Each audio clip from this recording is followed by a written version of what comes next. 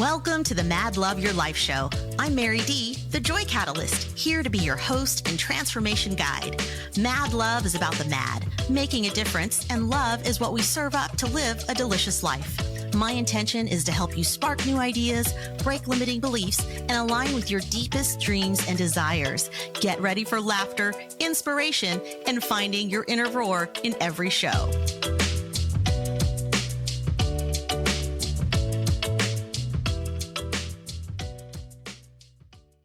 Hey everyone, welcome back to the show. I have a super exciting guest for you today. Her name is Melanie Avalon, and she is a leading health influencer who captivates thousands with her podcast, the Melanie Avalon Biohacking Podcast and the Intermittent Fasting Podcast. She has amassed millions of downloads, and her journey to health and wellness began as she sought to address her own health issues, leading her to discover the world of biohacking and to become fascinated with optimizing her body for vitality and longevity. With her background as a SAG-AFTRA actress, Melanie's transition into this new realm was seamless, fueling her desire to share her passion with others. And today, she hosts a deeply engaged audience and community, interviewing some of the most respected names in health and wellness each week. Melanie is also the author of What, When, Wine, Lose Weight and Feel Great with Paleo-Style Meals, Intermittent Fasting, and Wine. Who doesn't want that, y'all? Who doesn't want it? She also created the top Apple app Food Sense Guide and launched the successful supplement line called Avalon X. Her work has been featured in numerous publications, including USA Today, Forbes, Entrepreneur, CNBC, Make It, LA Weekly, and Fox News. And you all know I love a great biohack, but more than that, I like to find fun and easy ways to live a great quality of life, and that starts with a foundation of wellness. Melanie, thank you for being on the show today, because myself and my people listening are ready to hear all the gold you are going to drop on us today. Thank you, Mary D. I'm so excited to be here. I've been looking forward to this for a long time. So happy to be Awesome. Well, let's just start with what's first, and that is, what is it that you know now that you wish you had known before you got on this path to health and wellness? Oh my goodness, so many things. Well, I do wish early on in my life, but I wish before I had discovered the whole agency that we can have when it comes to biohacking and health and wellness. I just wish I had known that I could have done all that way earlier. Like I went through all of the crazy dieting and all of that, and nothing was really working. And I just wish I had known when I was like young, like an adolescent, that there was so much agency when it comes to health and wellness, and that what you actually eat actually matters. Oof. All of that crazy food I was eating growing up. Yeah. Well, what would you say to those people who are like, oh, well, it's just diet and exercise. Like they're in the gym 3 hours a day. Like what would you have to say to those folks? Because I think there are people who think if I just work out enough, I can go home and eat pizza every night. I can eat, pizza and cake. That can be my dinner and my meal. I think it'll work for a little bit for some people, but it's definitely going to catch up to you. And I think something that a lot of people are not aware of is that you can't always see markers of metabolic issues today. If people aren't gaining weight, it might not be evident that there is something creeping underneath the surface. So I'll often wear, for example, a continuous glucose monitor, which that's historically for diabetics to monitor your blood sugar levels, but us biohackers, we can wear it now, or everybody, you don't have to be a biohacker. Right. And then you can see your blood sugar levels throughout the day, and you can see how you're reacting to your food, and you might realize, oh, I think I look great on the outside, but actually I'm having, rising blood sugar levels, which is the beginning of, metabolic syndrome and issues like that. So there can be things happening under the surface that people might not realize. So what would you say to folks who, I feel like there's so many other tools people are using these days, right? So like they're using the Oura Ring, which does track some things like sleep. They're using a Lumen device, which measures your CO2 levels. That's been a popular one. So like would you say that the blood glucose monitor is like the gold standard, or would you say that there are some other things people can do?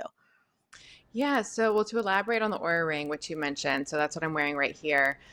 I think a wearable like that is one of the gold standards because that's going to give you a broad picture of a lot of different markers going on in your body. So the Oura Ring, for example, it measures your heart rate variability, which your heart rate variability is basically the amount of space of silence in between your heartbeats, and you want that to be variable. You want it to change. You don't want it to be really steady, because when you're in this, which is a little bit backwards from what a lot of people think, but when it's really steady, that's actually like the stress state.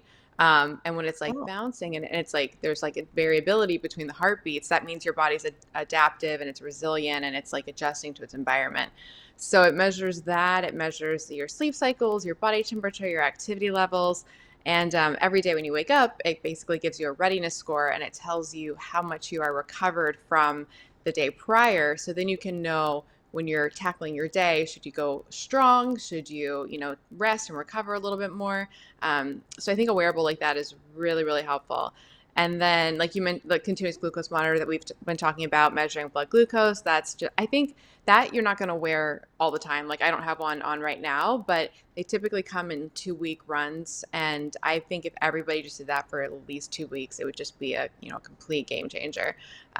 You mentioned the Lubin that measures your levels of carbon dioxide in your breath and lets you know if you're burning fat or carbs, which is super cool. There's also ketone measures. So a lot of people are Mm. interested in fasting and ketogenic diets, and a signature of if that is working for you, if you're getting into the ketosis fat burning state, is whether or not your body is producing ketones. So you can measure that through blood. You can measure that through your breath. There are breath ketone measures, and you can also measure through your urine, but that's typically not a good indicator of your ongoing ketogenic state. Oh, okay. Good to know. Really good to know. Can you tell me, like, what was the thing that got you here? I know you probably have a story, and so I would love to hear your story, because I think that our stories about what get us to change our habits or to change our lifestyle or the things that make us shift our beliefs are the ones that are the way we inspire other people to do it as well. So I would love for you to share your journey with us. Yeah, sure. So I first became interested in the science of fasting and diet and all of that. Actually, when I realized that a low carb type approach not only helped me lose weight, but actually helped with so many other health things as well. And that's when I became really obsessed with the science of diet. I actually don't currently practice low carb. I'm all about diet flexibility and finding what works for you. But that was a catalyst. And then I became really obsessed with that. Started doing intermittent fasting, which this was like way before it was popular like it is today. But then the real journey happened when I graduated from college, and I was fueled on adrenaline, doing all the things I love, but I had this creeping fatigue that was happening, and Mm. I just started feeling actually sicker and sicker. Later, I ended up finding out that it was like thyroid issues and mercury poisoning and mold toxicity and carbon monoxide poisoning and just a perfect storm of things. But when I Mm. was in that moment, I was just trying anything and everything to get my energy back. And this was also when the concept of biohacking was very, very French. So I sort of just like was trying all these different things, which ultimately ended up becoming like the biohacking world today. But I'm the type of person where when I find something that works, I just want to like tell everybody so they can experience it as well. So it really worked well. My own self experimentation, my desire to learn, and then sharing what worked for me with an audience through podcasting. So it's been a really, really great journey, and I'm really, really grateful for it. Amazing. Amazing. I know you have a supplement line. Can you talk a little bit about the supplements? Because I think there's also controversy around supplements. You've got the Dave Aspreys of the world that take, like, I don't know, 80 pills a day and can like literally live on them. And then you have other people who are like, no, they do nothing. You pee them out. Yes, great question. So I do as a foundation, and in my perfect dream world, we would get all of the nutrition and everything that we need from food. That would just be really, really great. Yeah. There's some issues today with our modern food environment, and it can be really hard to get all of your nutrition now from food. And so I do think supplementation can be really helpful, especially for things that are, so one of my first supplements, for example, was I made a magnesium blend, and that's because we historically got our magnesium from our food, which got it from the soil, but our soils today are depleted of magnesium by about 90%. So it can be, really hard to get enough magnesium in your body. And then on top of that, our modern lifestyles are often depleting that through stress and lack of sleep, and all the things. So I do think careful supplementation where you are pinpointing exactly what your body needs can be really helpful. And then also there are different compounds that might have specific uses that you're not going to get from food, with longevity benefits. Or for example, I have a berberine that helps with blood sugar control. So that's a specific thing that you're not going to get, from a food. And the reason I actually started the line though was because I'm neurotic about what I put in my body, and the supplement world can be a little bit sketchy. It can be hard to find supplements that are, tested for purity and potency. Really hard to find supplements in glass bottles, and I'm really passionate about the overwhelming slew of microplastics in the environment. So I was Mhm. like, I'm just going to make what I personally take so I can feel really good about taking it. Yeah. So that was a journey there. Yeah, I get that. One of my best friends used to formulate for a company that she was with for a long time. And I always felt good about those ingredients because I know her and I know that she is all just her level of quality around what she's willing to put in her own body was exactly what she wanted to bring to the market.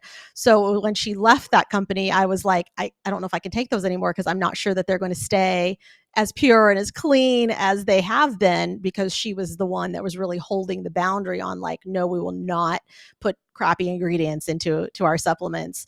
And it's interesting because as we go through the market and look through, the newest product that comes out or the newest thing, we're always like looking for, like where's the any science behind it? Is there any trials behind it? Are there any, even if they did their own personal studies, like what ingredients are actually in this and where did they come from? And I don't know that, the vitamin companies don't have to disclose to us where they get their stuff, right? You have to almost reach out to them and ask and see how willing they are to disclose sometimes certain things. And you're right, one is not like the other. So I think it's really brilliant that you have your own line so that you can be sure that you know what's actually going into your body. If you are only going to take one supplement, what would it be? It's such a hard question. It's kind of like if I was telling people to biohack. Um, so honestly, it probably would be the supplement that I launched my line with, and probably it's called Sarap Peptides. Have you heard of it? I haven't. Tell me about it. So it's so cool. I'm obsessed with it. Originally it's an enzyme created by the Japanese silkworm, and its purpose in the silkworm is when the silkworm is coming out of its out of its cocoon, it breaks down the cocoon. So it actually breaks down non-living tissue. It doesn't hurt the silkworm though. So it's a selective protein degrader. The point of Mm. that is that if we take it, and it's our version is vegan because we can make this enzyme in a lab, but if you take it on an empty stomach, it goes into your bloodstream and then it breaks down problematic proteins all throughout your body. And problematic proteins in your body is what your immune system is often reacting to, which is often creating inflammation and all these health issues. So it's like a wonder supplement, and that the reason I started taking it is it will clear your sinuses. So if you have allergies, it'll just like Wow. it clears everything naturally. It reduces cholesterol, breaks down amyloid plaque, reduces inflammation, helps wound healing.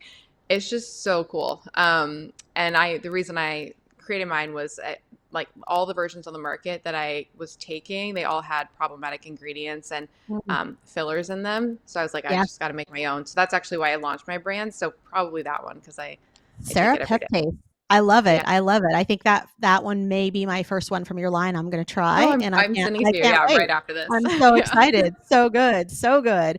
And talk to me about some of these fillers and these other ingredients because I don't think that everyone knows what they are. I know for me personally, when I look at certain ingredients, if I see a whole lot of magnesium stearate, I go, oh, I don't know how I feel about that. If I see lots of coloring, your FD&C yellows and reds, then I go, I don't know, is that necessary? Is it necessary to put a food coloring into a vitamin or a mineral?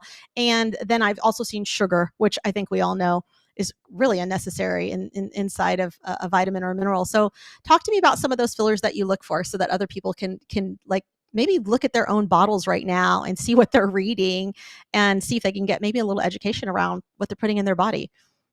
Of course. Yeah, it is so hard to find supplements that don't have all of these fillers. And the purpose of the fillers is twofold. One is oftentimes the ingredient that you're taking doesn't actually fill up the whole capsule. So they need to put something else in there. The second reason is oftentimes it requires some lubrication of the actual ingredient for the machine. So that's the two reasons typically that these ingredients are in these supplements. So in the dream world, you would find, just the ingredient of what you're taking, but usually that's not the case. So you mentioned so many of them to look for. So I personally, none of ours have palmitates or stearates. Those are two common lubrications that are often used in the supplements that people might react to. So I try to avoid those. And the colors and the dyes. A lot of them have rice, which can be pretty benign, but there are a lot of people in the keto world are gluten-free, and I know rice is gluten-free, but some people cross-react with it. Basically, I like to stay away from that in general. There's also a lot of hidden supplement or ingredients as well. So there'll be these like proprietary fillers that will look really nice, but they'll actually contain a lot of ingredients within that you're not aware of. And that's another thing about the supplement industry is that if certain ingredients are below a certain percent, they don't actually have to even put it on the label. So everything that is in there might not even be on the label. But basically what you should look for is your main ingredient and then as minimal amount of other ingredients as possible. Typically benign ingredients that I feel good about are things like cellulose. So we use cellulose in ours. But yeah, all the ones that you mentioned, it's kind of shocking if people actually turn around the bottles, they'll see just like this long list of stuff. And you're looking in where it says inactive ingredients. That's where you're looking for that list. So you want that as small as possible. I was at a friend's house the other day and I pulled down one of his vitamin bottles. It was like a Men's Daily. I think it was like a regular big box brand. And I just looked at it and I was like, no. I was like, let me just read like the first 3 ingredients off of this and tell you why like you want a better, I feel like you work so hard to, take care of your temple. Like, let's not put a porta potty inside. Let's put something, good. Let's put bidets on all the toilets. Let's make it fancy. Like, why would we do that? So that's such an important piece of it. Yeah. Just to make sure that we have, what we need. I love this. I have a quick comment, really quick. Yeah. So when I was developing my line, I learned that you can actually look up the FDA investigations of supplement companies. Like, it's all online. You would be shocked. Is shocking some of the FDA letters for different supplements on Amazon that have like hundreds of reviews, lots of stars. And we've gone and like found letters because when we were creating my berberine, we were looking at the different brands on the market, and some of the letters that we were seeing were things like finding like rat feces in the development places. We found quite a few letters about like mainstream supplements where they contain gluten, even though they said they were gluten free. So it's really scary. Like it's really scary. You really want to trust the supplement brands that you're taking. Yes, absolutely. Absolutely. So we're going to take a quick break. Y'all will be right back. And we are actually going to continue this little conversation here on supplements. Mike Zorek, a 3-time California state champion in Greco-Roman wrestling at 114 pounds. Mike, blind since birth, was born in Hartford, Connecticut. He was a 6-time national placer, including 2 seconds, 2 thirds, and 2 fourths. He also won the Veterans Folk-Style Wrestling twice at 152 pounds. In all these tournaments, he was the only blind competitor. Nancy Zorek, a creative spirit whose talents have taken her to the stage and into galleries and exhibitions in several states. Her father, a commercial artist who shared his instruments with his daughter and helped her fine-tune her natural abilities, influenced her decision to follow in his footsteps. Ms. Zorek has enjoyed a fruitful career doing what she loves. Listen Saturday mornings at 12 Eastern for the Nancy and Mike Show for heartwarming stories and interesting talk on the BBM Global Network.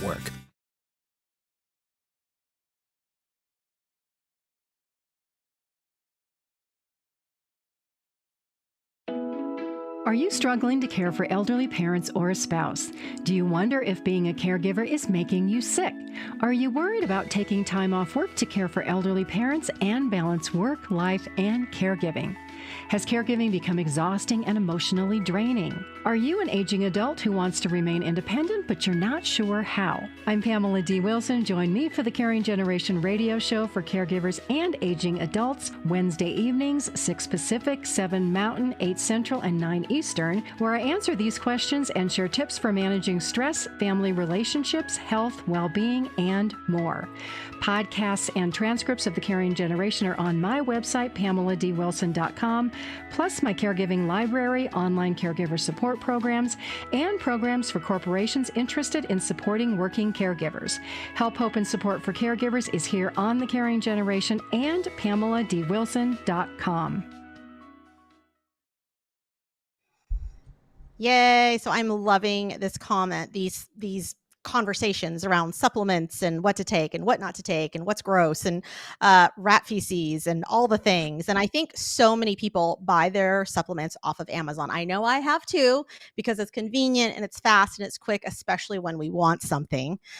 But where is maybe, do you think an alternative to buying supplements that have the right ingredients in them could actually come from getting them direct from a manufacturer, or is it from going to sites that might have, a bigger presence that aren't quite Amazon? Like, is there another spot that you could recommend? Yeah, I think it really comes down to trusting the producer and the actual brand, and then making sure you're getting it from that producer slash brand.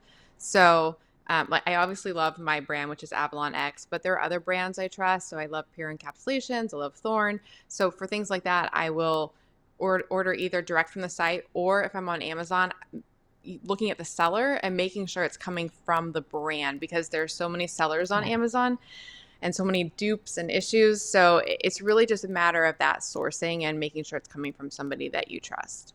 I love that. Yes, Thorn is a great, I use some of their supplements as well. So I love hearing you say this, because I'm hearing some brands that I'm like, yes, yay, winning, good brands.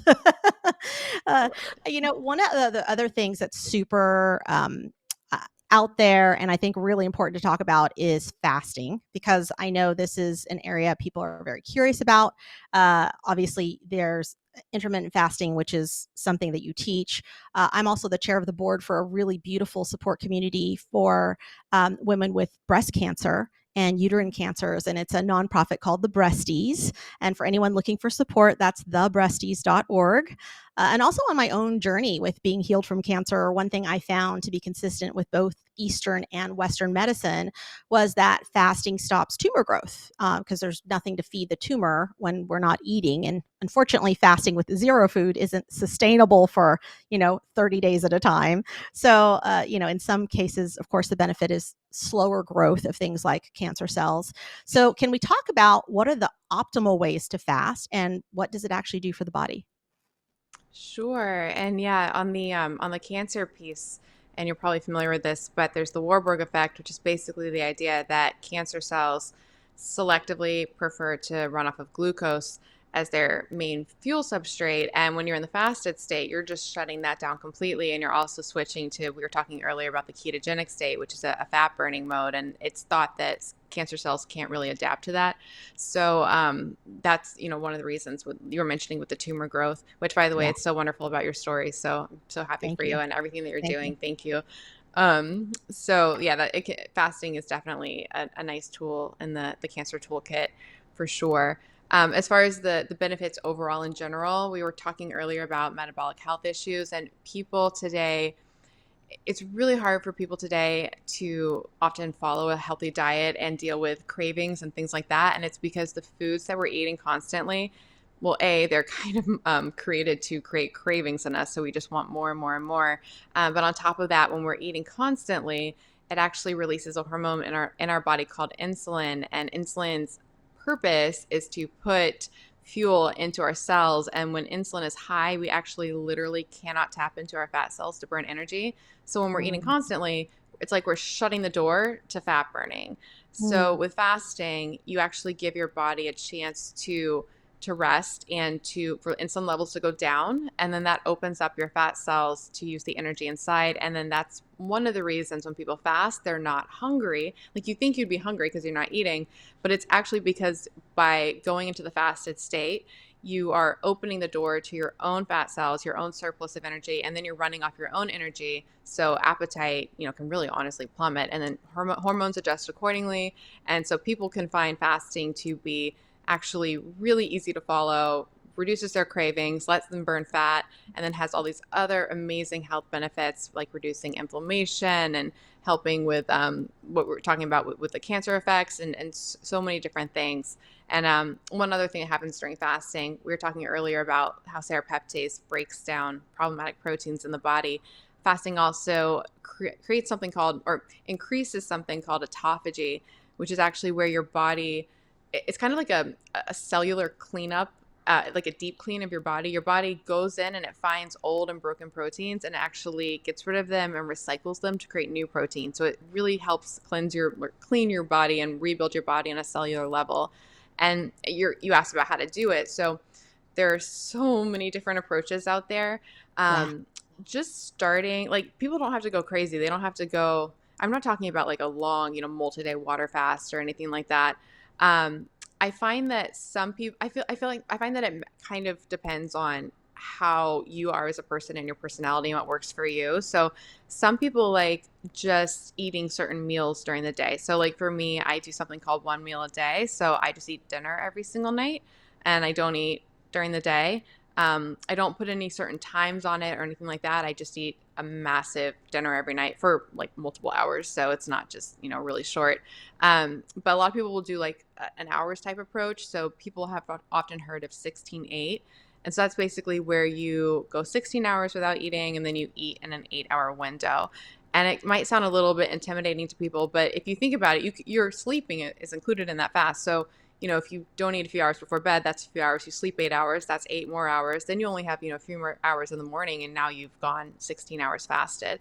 And people might not think that would make that much of a difference, but they've done studies, and it's shocking. How often people eat, and they don't actually realize it. We're pretty much just eating 24/7. So, right. Yeah.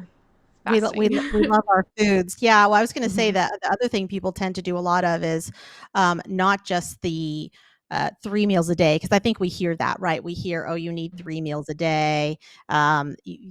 Breakfast is for sure the most important meal of the day. I'm trying to think of like all the things floating out there. Oh, how about 4 small meals a day at a certain number of calories? Like that's another one. So I think there's just so much information, and it's trying to figure out like what's right for you, what's right for me, what's right for most of us as we're, trying to figure out this whole game of being the healthiest we can and living the longest we can and looking good while we're doing it, right? Because it's literally all of those things together. It's never just the one.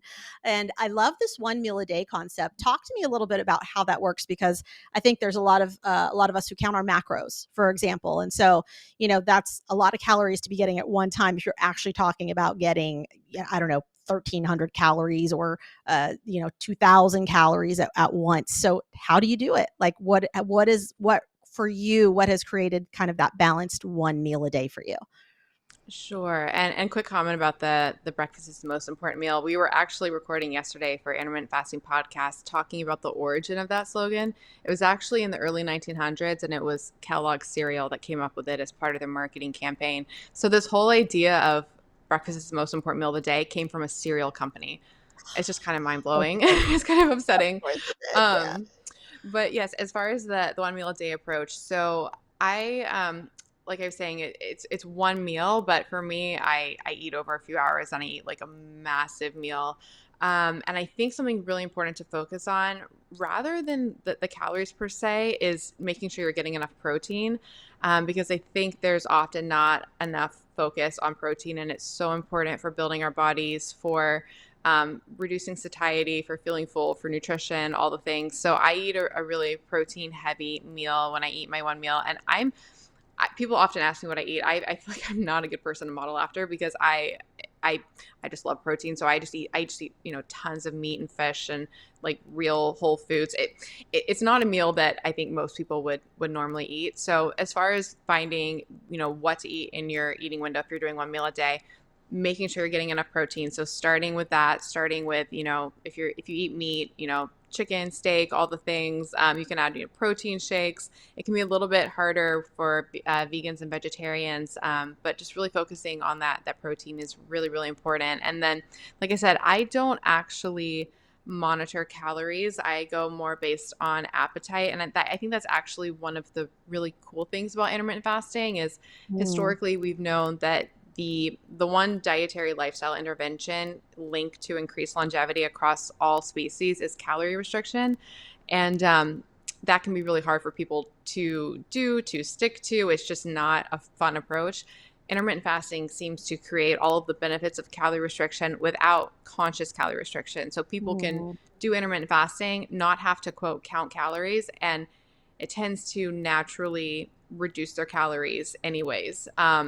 And it also optimizes the utilization of those calories by not eating constantly throughout the day. The body actually uses those calories better. So it's kind of one of the cool things about fasting, and that you can kind of not worry so much about calories, just focus on, the nourishing foods that make you feel good. And you can always tweak from there based on your personal weight loss or weight gain goals. I love that. Yeah, I definitely have found over time. I remember I used to beat myself up over my body for the longest time. And obviously food came along with that, right? Of like, what am I putting in? What's going out? All of the things. And what's been interesting in this phase of my life is to be able to say, oh, like if I'm craving an actual hamburger, I know that it's not necessarily a hamburger that I want. What I want is I know my body wants some protein.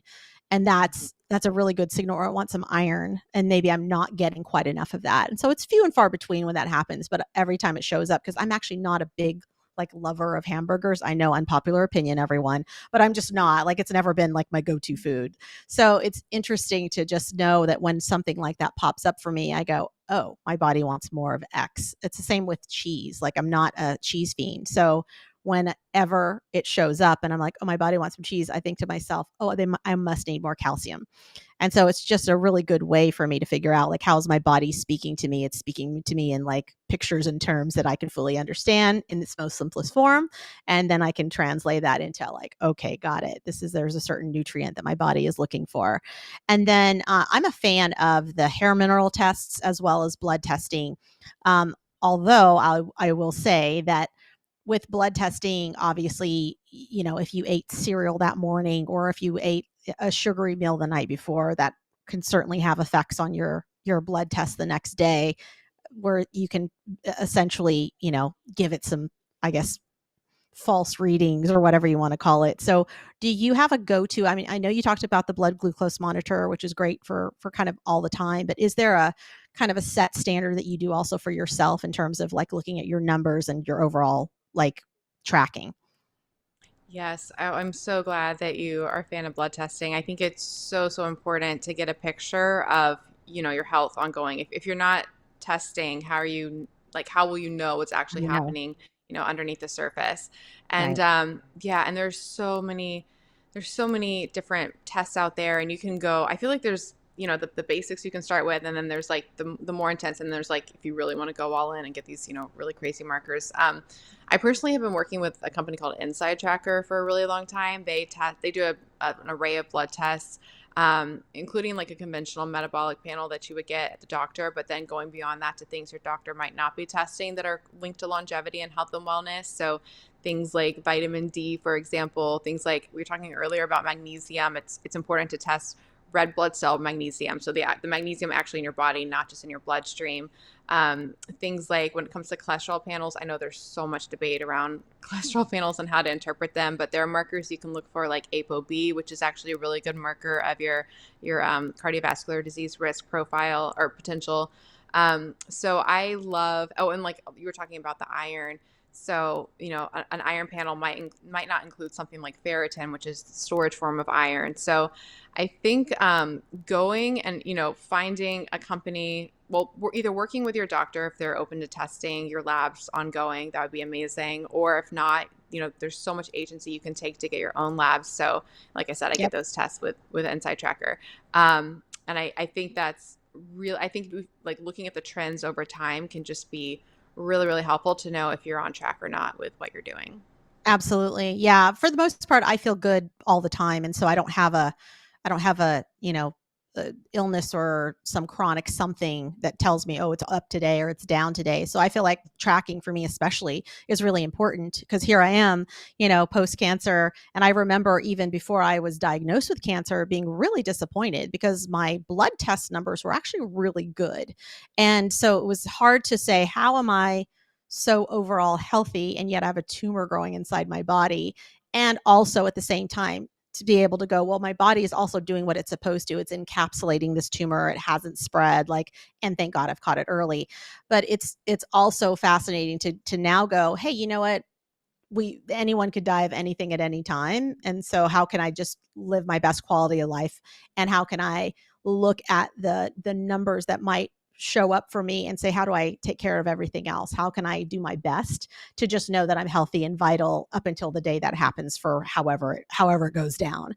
And I think that quality of life was really such a leader for me. And even so now, even more so, because I feel like I'm even more on top of my numbers. I certainly wasn't getting as regular amounts of blood testing. I test every quarter.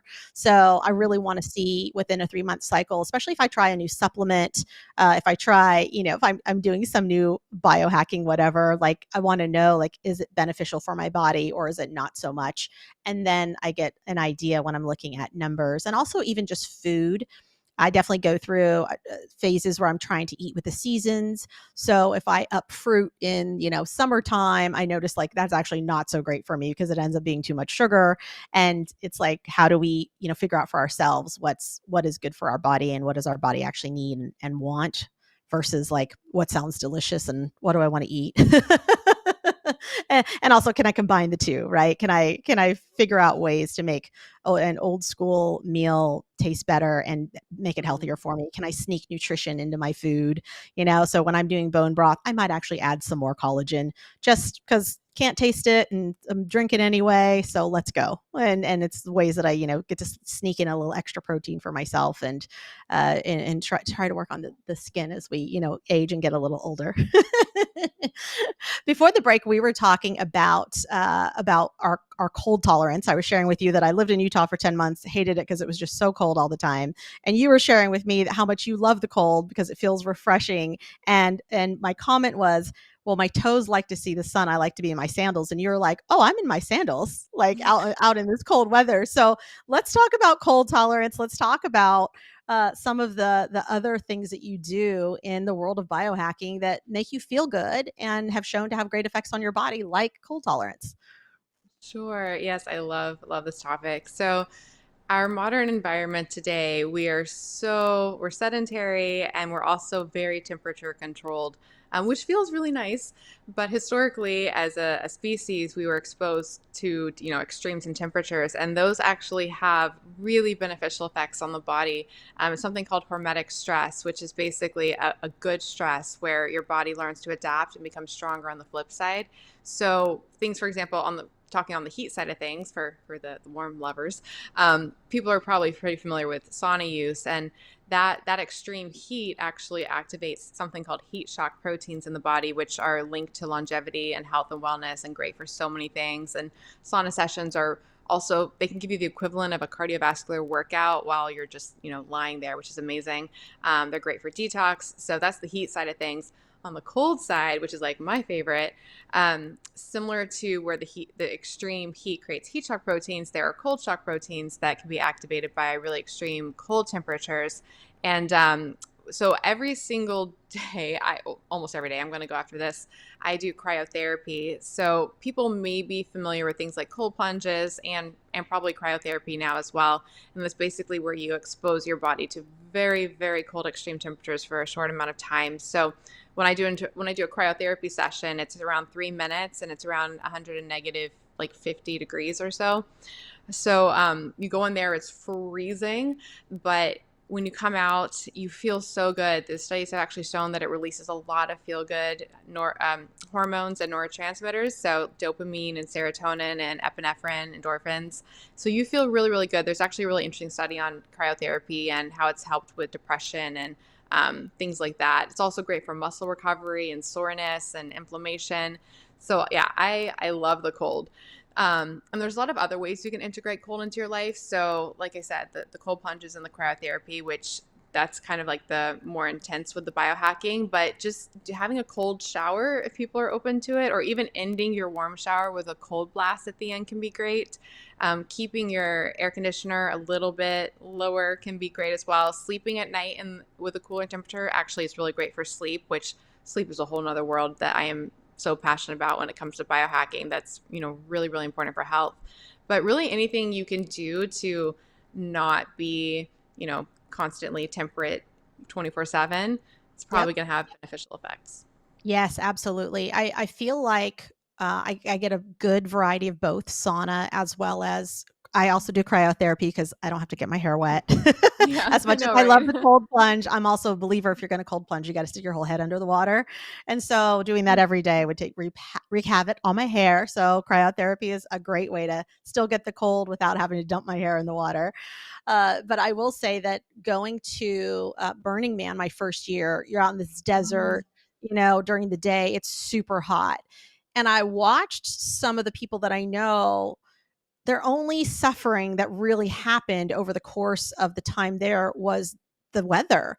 They really struggled with the heat during the day because they live in places where they're in the air conditioning all the time.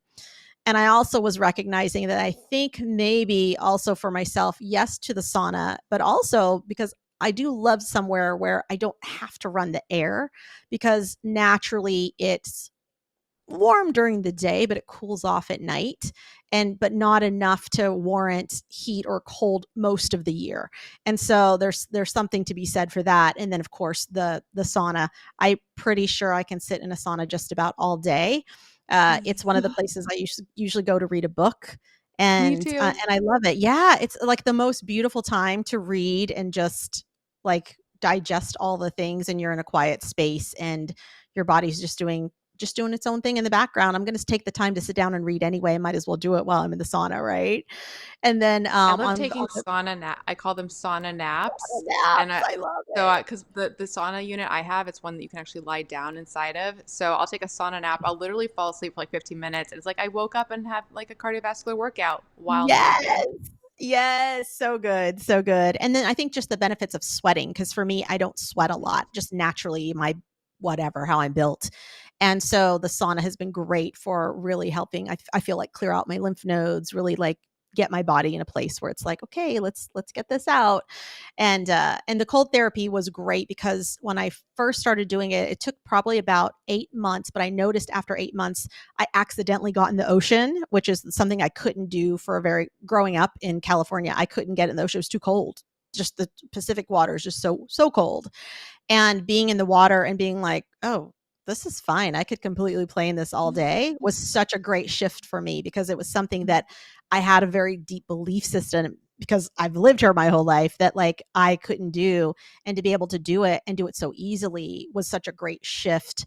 And I went, oh, I can thank cold therapy for these moments of being able to like, okay, get in, play, and actually enjoy the water in a way that felt beneficial. And then also to realize like so much of it is the mind over matter. And I think that the mindset piece of it is also such a great catalyst for helping us have better mental health, for helping us have a little more resilience. Because I think that's the thing that I see more often than not is just sometimes we stop so short of when we're in discomfort. And so when we're adding in intentional discomfort, knowing we're going to get to the other side, knowing what's on the other side, we're way more willing to go through it. And I think that's just a life lesson of like, how do we sit with discomfort in a way that we can do it even purposely and so intentionally, again, knowing that we're going to come out of the other side and we're going to be better for it.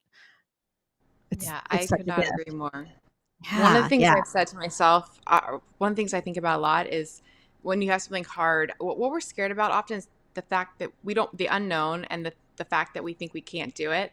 So I've also often said you only have to do something once, and then you've done it a million times, because once you've done it once, you know you can do it. So you just have to Yes. do it once, and then you can keep doing it, like with fasting, cryotherapy, whatever it is. Just do it Yes, once. absolutely. Now I know you do the intermittent fasting. Do you ever do a full fast, like go days without food and just water? Do you do any of the longer fasts? I have like I've played with it in the past. I haven't done anything super crazy actually. I know a lot of people will do a therapeutic fast, like 3, 4, 5 days. I think the longest I've done is maybe like 50 hours or so. But I think one of the things I love about just doing intermittent fasting every single day is I feel like that has really kept me at a really good place where I haven't felt this need to go on a longer fast. But I do think it can be really helpful for people, but they definitely just want to be really careful, making sure that they're doing it, in a safe and healthy way. Absolutely. Absolutely. I love your comment about sleep. I know sleep is very important to you, very important to me too. I realized that this last weekend, I had so many activities and I was getting to bed way later than normal that literally last night I went to bed, I think at 10:30, and I didn't wake up until about 10:30 today. And I was Okay. like, wow, I really needed it. It was like a solid sleep too. It wasn't Mm-hmm. like you kind of woke up. No, it was like solid to solid. I woke up and I was like, wow, is it really 10:30 right now? Talk to us about sleep, because I know it's an important building block. I know it's, where our body does kind of its repair and healing. So, what are some ways to get better sleep? Because first off, I can tell you it's most people's number one complaint, at least the one I hear about the most. Yeah, sleep was actually probably one of my gateways into biohacking, because when I was experiencing those Mm. energy issues, I just could not sleep, and I identified as an insomniac, and I was like, what can I do to sleep? And I was trying all these different things, and I can say pretty confidently now, because I'm the type, I have a really late circadian rhythm. I tend to go to bed really late, and I do like to sleep in. But I can pretty much now fall asleep, stay asleep, and sleep through the night. And it's with all of my crazy sleep things that I do that I actually really highly recommend. So, so many things that you can do. First of all, the sleep environment. Actually, before that, so leading up to sleep, it's really important that you have a sleep routine that really helps you wind down from the day. And light exposure, addressing that is so, so important. So today we're 24/7 almost under these really bright lights, and they're often really high in the blue light wavelength. And that blue light actually stops the body's production of melatonin, which is really important to fall asleep. So people can do things like wear blue light blocking glasses. I love those. They're big in the biohacking sphere, and you wear them at night, and they actually block the blue light so that your body will properly signal your melatonin release when it is time to go to sleep. You can also do things like at night light your apartment. Definitely not using those blue lights. You can use red lights. So like my apartment at night is all red light. It looks like a red light district, but that's okay. But it actually has a really amazing effect on helping you wind down if you only use the red tone lights at night. And then when it comes to actually sleeping, the sleep environment, you want it to be completely dark. So using blackout curtains, using a sleep mask, earplugs for sound, and then sleep temperature is huge. So keeping the temperature cool in the air, the low 60s can be great, low mid 60s. You can use a cooling mattress. That's what I use, which is amazing because it actually keeps your body cool all night. The mattresses can warm up as well, but I use it, for cool. And then I actually recently just found a new blanket called Hailu, I think is what it's called, and it actually uses a graphene fabric that actually regulates your body temperature as well. It actually pulls heat out of your body. So I've been Wow. using that. It's amazing. I've been using that with the cooling mattress, the air conditioner, and then the darkness, and doing all of that can be really, really amazing for sleep. And then there's supplements as well you can take. So I mentioned earlier magnesium. I also made a magnesium threonate, and that's a special type of magnesium that crosses the blood-brain barrier. So that can help support sleep. Some people really benefit from things like CBD for sleep. Melatonin is debated about whether or not you should take it. I do find it helpful, but you want to make sure you're not, needing it to actually fall asleep. But just, yeah, the entire routine, the sleep environment, it can be huge for everything. Oh, and then not having a clock in your in your room. And if you wake up in the middle of the night, do not look at the clock. That's not going to Right. change anything. Right. Just have your alarm set if you need one to wake up, but don't look at a clock in the middle of the night. That's right. I know some people are prone to looking at their phones before bed and Oh in the yeah. middle of the night when they get up. And you're right. That's the worst time because, right, we're signaling our body that, hey, it could be time to get up. We're seeing some light. I carry black wire tape in my bag so that when I travel, I can literally go to, like, if the television has that little light that you can't get off, or if the fire, like anything that has a little tiny light, I'm always like, nope, nope, nope, nope, trying to get it as dark as possible. And sleep for sure is it's there for a reason, right? And I think, again, so many people struggle with sleep, and a lot of it, I would love to see if there's a correlation. Maybe someone's done this study. Hey, anyone out there, if you've done this study, I'd love to hear from you to know if there has been a correlation in the quality of sleep since cell phones came out. Because I Oh. have a feeling there's probably a huge correlation because it's so easy to do everything on our phones, read, right? Because I love to read, and sometimes it's on my Kindle, and I just have to remember, okay, the nighttime is probably the time where I'm grabbing a physical book if I'm going to do any reading, and or an audiobook so that I can hear it without having to, like, look at a screen, and give myself a way to figure out, like, how do I do some of my bedtime activities, but do them in a way that is good for me and not going to hinder my sleep. How do you feel? I know you talked about red light and having that as kind of your lights going on, in the evening time, which I love. I think that's the way to go. But what about red light therapy? Is that something you've integrated? Anything that you do on the regular? Anything you believe in? Yes, I love red light therapy. You can actually see if people are watching, there's a panel in the background there. So red light therapy it's often a combination of red light and near infrared therapy, but these are different wavelengths of light that have really therapeutic, healthy effects on the body. You can see red light, obviously it's red. Near infrared is invisible, you can't see it. But basically, what these wavelengths do, and there's a lot of studies on this. You can go to Google Scholar and Google red light, near infrared, or use the word photobiomodulation. That will come up with studies as well. But basically, this light, it literally affects your cells' mitochondria and helps them produce energy better. And it can seem kind of weird that this light can seemingly do so many things. Like how is that possible? But it's because everything in our body is all parts of our body are dependent on the mitochondria, which are the energy production portion of our cells. So if by light making that mitochondria work better, everything magically can get better, or seemingly get better. So that's why this light therapy can help with soreness and muscle recovery, inflammation. A lot of people use them for skin. It's really great for that. I love it for the circadian rhythm benefits that we mentioned earlier. So I use it in the morning and the evening because that light actually mimics the rising and setting sun. So yeah, I love red light near infrared therapy. I think it's absolutely amazing.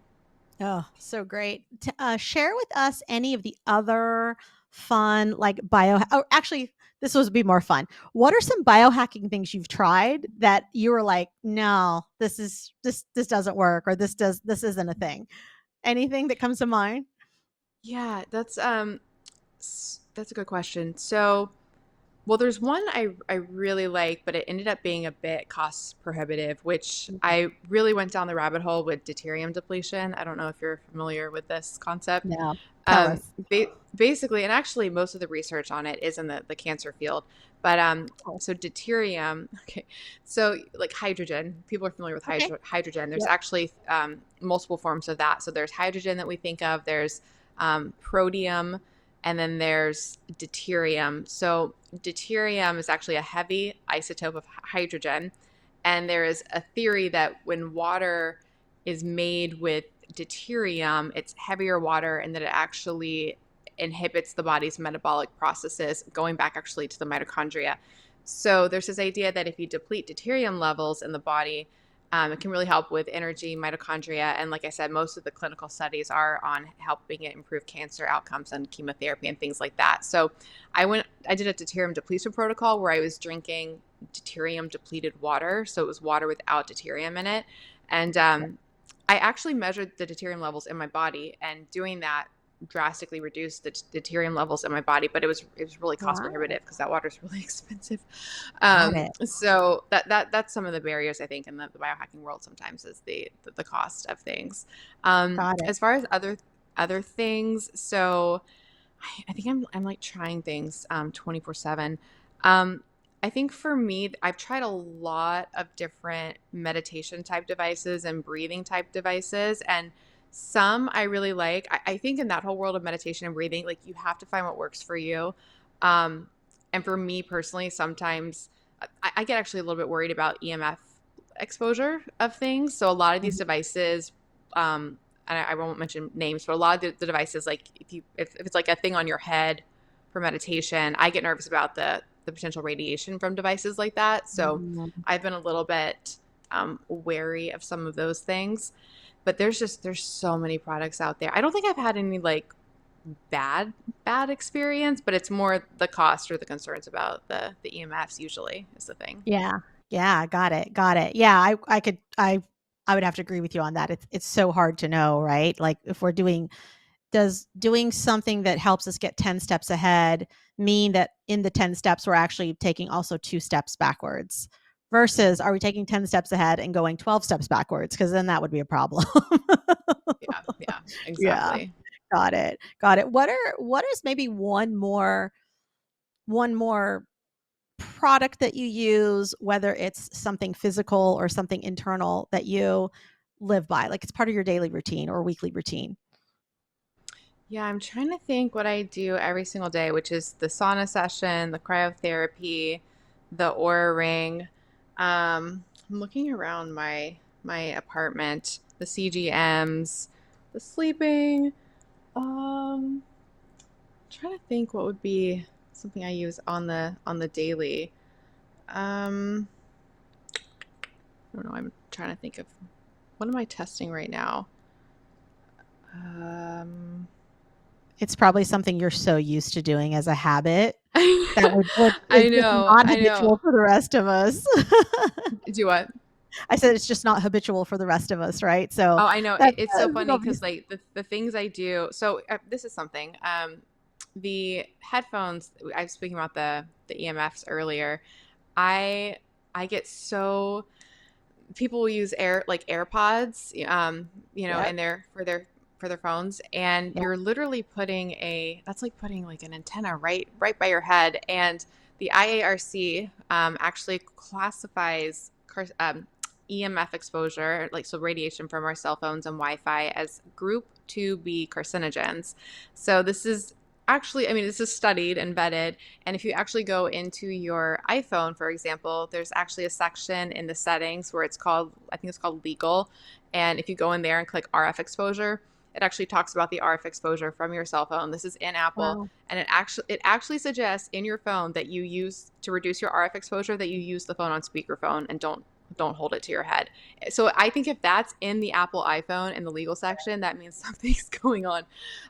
So for example, I'm actually working right now to launch a line of EMF free uh, air Headphones. tubes. So the radiation, this it stops here, and then this part here is just air. It just it changes the sound back into an airwave, and there's no radiation going to your head. So I think mitigating your EMF exposure is super, super important. And it's funny because I wear these around every day at the store, and I forget that people don't really wear these anymore because everybody's wearing Right. like the AirPods. But Yep.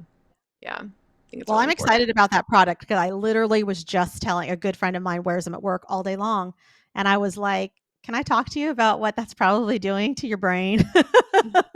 Can Not we good. talk about what might be happening there? Yeah. And I think you're right. I think there's a lot more studies coming out. I've got a beautiful EMF harmonizer for my house. Definitely a fan. And it actually restructures my water. I can set my water on top of it.